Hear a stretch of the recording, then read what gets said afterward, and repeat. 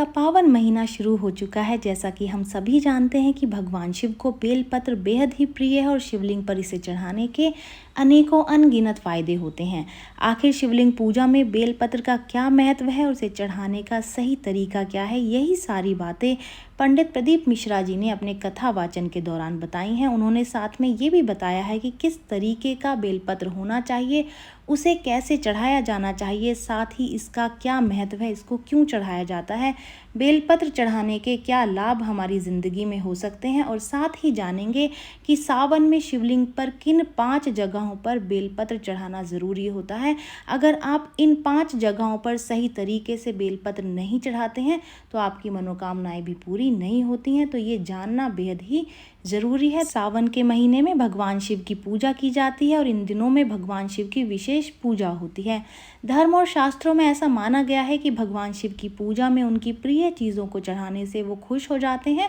वैसे तो भगवान शिव की पूजा में सारी चीज़ें चढ़ाई जाती हैं, लेकिन सबसे ज़्यादा महत्व बेलपत्र का होता है। पंडित प्रदीप मिश्रा जी बताते हैं कि शिवलिंग की पूजा में बहुत सारी चीज़ें चढ़ाई जाती हैं, लेकिन बेलपत्र भगवान शिव को अति प्रिय है। बेल के पेड़ की पत्तियों का शिव पूजन में बहुत ही अधिक महत्व है। इस पेड़ की पत्तियां एक साथ 3 की संख्या में जुड़ी होती हैं और इसे एक ही पत्ती माना जाता है। ऐसी मान्यता है कि बिना बेलपत्र के शिव जी की उपासना पूरी नहीं होती और शास्त्रों में भगवान शिव को बेलपत्र अर्पित करने की एक विधि होती है। तो चलिए जानते हैं कि शिवलिंग पूजा में किस विधि से बेलपत्र चढ़ाया जाना चाहिए और शिवलिंग में किन 5 जगहों पर बेलपत्र चढ़ाते हैं।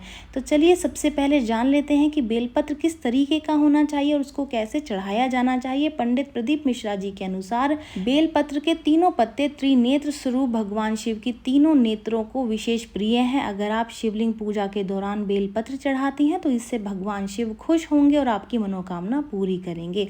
मगर बहुत ज़रूरी है कि बेलपत्र चढ़ाने से पहले जान लें कि बेलपत्र कैसा होना चाहिए और उसको कैसे चढ़ाया जाना चाहिए। ध्यान रहे कि एक बेलपत्र में 3 पत्तियां होनी चाहिए। तीनों पत्तियों को एक ही माना जाता है। इस बात का भी ध्यान रखें कि बेल की पत्तियां कटी फटी ना हो। बेलपत्र में चक्र और वज्र नहीं होना चाहिए, ऐसी पत्तियों को खंडित माना जाता है। हालांकि 3 पत्तियां आपस में मिल पाना थोड़ा मुश्किल होता है, लेकिन अगर आप ध्यान से ढूंढेंगे तो वो मिल भी जाती हैं। बेल की पत्तियां जिस तरफ से चिकनी होती हैं उसी तरफ से शिवलिंग पर चढ़ानी चाहिए। कहने का मतलब ये है कि जिस तरफ से पत्ती चिकनी होती है उस तरफ से ही शिवलिंग को उसको स्पर्श करते हुए चढ़ाना चाहिए। ये बात बहुत कम लोगों को पता होगी कि एक ही बेलपत्र को आप पानी में धो धो करके बार बार चढ़ा सकती हैं। कभी भी शिवलिंग पर बिना जल के बेलपत्र ना चढ़ाएं। बेलपत्र 3 से लेकर के 11 दलों तक के होते हैं। ये जितने अधिक पत्ते होते हैं ये उतने ही उत्तम माने जाते हैं। जान लेते हैं कि बेलपत्र का महत्व क्या है। पंडित प्रदीप मिश्रा जी बताते हैं कि बिलावाष्टक और शिव पुराण के अनुसार भगवान शिव को बेलपत्र अत्यंत प्रिय है। वहीं स्कंद पुराण में बेलपत्र के महत्व के बारे में बताया गया है। ऐसा कहा जाता है कि यदि बेलपत्र के साथ में शिवलिंग की पूजा की जाए तो सभी पापों का नाश होता है। एक कथा के अनुसार एक बार माता पार्वती को बहुत पसीना आ रहा था, तब उन्होंने अपनी उंगलियों से माथे के पसीने को साफ किया था। इस पसीने की कुछ बूंदें मदार पर्वत पर जा गिरी और उन्हीं बूंदों से बेल का पेड़ उत्पन्न हुआ था। बेलपत्र का महत्व यहीं खत्म नहीं होता। पंडित प्रदीप मिश्रा जी बताते हैं कि बेलपत्र बहुत ही पवित्र होता है और इसमें माँ पार्वती के कई रूपों का वास होता है। इस वृक्ष की जड़ों में माँ गिरिजा, तने में माँ महेश्वरी, इसकी शाखाओं में माँ दक्षायनी, बेलपत्र की पत्तियों में माँ पार्वती और इसके फूलों में माँ गौरी और बेलपत्र के फलों में माँ कात्यायनी का वास होता है। इतना ही नहीं, इसमें माता लक्ष्मी का भी वास होता है। अगर आप घर में बेल का पेड़ लगाती हैं तो इससे माता लक्ष्मी बहुत प्रसन्न होती हैं और घर में वैभव आता है। बेलपत्र को चढ़ाने के अनेकों असंख्य लाभ होते हैं।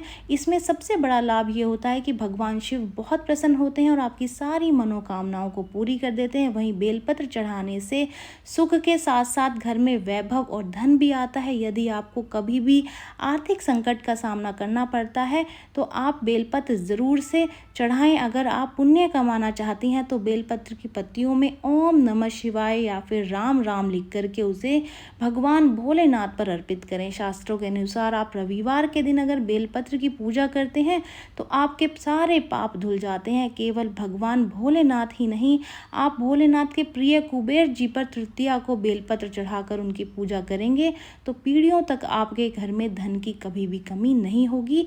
ऐसी मान्यता है कि बेलपत्र और जल चढ़ाने से भगवान शंकर का मस्तिष्क ठंडा रहता है और वो बहुत ही जल्दी प्रसन्न हो जाते हैं और भक्तों की सारी मुरादें पूरी करते हैं।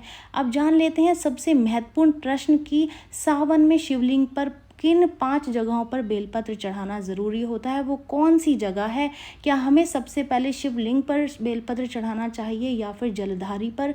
तो 5 जगह 5 बेलपत्र कहाँ चढ़ाएं, ये जान लेते हैं। अगर आप भी भोलेनाथ के भक्त हैं और उनकी आराधना और पूजा रोजाना करते हैं तो जान लीजिए कि बेलपत्र चढ़ाने का सही तरीका क्या है। कहते हैं कि ऐसा करने से बिगड़े हुए सारे काम बन जाते हैं। ज़िंदगी में अक्सर ऐसे मोड़ आते हैं जब लगता है कि शायद अब कोई रास्ता नहीं बचा, ना नौकरी में तरक्की मिल रही है, ना ही घर के हालात सुधर रहे हैं। अगर बिजनेस में किसी तरीके की नई डील का इंतजार है तो लाख कोशिशों के बाद भी वो पूरी नहीं हो पाती है। ऐसे रुके हुए काम पूरे करने हैं तो शिवलिंग पर बेलपत्र ज़रूर से चढ़ाइए। लेकिन बेलपत्र कैसे और कितने चढ़ाने हैं, ये इसका सही तरीका आपको जान लेना बेहद ही ज़रूरी है। पंडित प्रदीप मिश्रा जी बताते हैं कि इस तरीके से बेलपत्र चढ़ाने का जो तरीका है उससे कई बिगड़े हुए काम बन सकते हैं। इस बार सावन के सारे सोमवारों में आपको ये उपाय लगातार करना है। हर शिवलिंग पर अपने परिवार के लिए स्थान होता है, उन सभी स्थानों पर बेलपत्र चढ़ाना है। पहले एक पत्र शिवलिंग की जलधारी के सीधे हाथ पर रखना है, दूसरा बेलपत्र जलधारी के उल्टे हाथ की तरफ रखना है। जैसा कि आपको वीडियो में दिखाई भी दे रहा है, आपको बिल्कुल उसी तरीके से बेलपत्र को चढ़ाना है। एक बेलपत्र शिवलिंग के मुहाने या फिर अंतिम सिरे पर रखना है, एक बेलपत्र उस स्थान पर रखना है जिसे हस्त कमल कहते हैं और अंतिम बेलपत्र शिवलिंग के ऊपर रखना है और जल चढ़ाना है। जो पहले बेलपत्र शिवलिंग के सीधे हाथ की तरफ है वो गणेश जी का स्थान बताया गया है। उल्टे हाथ की तरफ अर्पित किया गया बेलपत्र कार्तिकेय जी के लिए है। जो बेलपत्र शिवलिंग की जलधारी के अंतिम सिरे पर है वो अशोक सुंदरी के लिए है और जो हस्त कमल पर चढ़ाया गया बेलपत्र माता पार्वती के लिए बताया गया है। और शीर्ष पर अर्पित बेलपत्र भगवान शिव के लिए है। जो कि आपको वीडियो में नज़र आ रहा है उसके मुताबिक बेलपत्र पूरे खुले हुए 3 बेलपत्र वाली डंठल एक स्थान पर अर्पित की गई है। साथ ही बेलपत्र अर्पित करने के बाद 5 स्थान पर जल अर्पित करना है। अंतिम बेलपत्र चढ़ाने के बाद पात्र में रखा हुआ पूरा जल आप शिवलिंग पर चढ़ा दें। ये जानकारी यहीं तक ही। उम्मीद है दी गई जानकारी आपके काम आएगी और आप इसका लाभ उठाएंगे। जो लोग वीडियो देख रहे हैं वीडियो को लाइक कर दीजिए, चैनल को सब्सक्राइब कर दें, नोटिफिकेशन बेल को दबाना बिल्कुल भी ना भूलें क्योंकि यहाँ पर इस तरीके की महत्वपूर्ण जानकारियाँ मिलती रहती हैं। तो चलिए मिलते हैं नई वीडियो में नई जानकारी के साथ। जय शिव शंकर, जय भोलेनाथ, ओम नमः शिवाय भक्तों।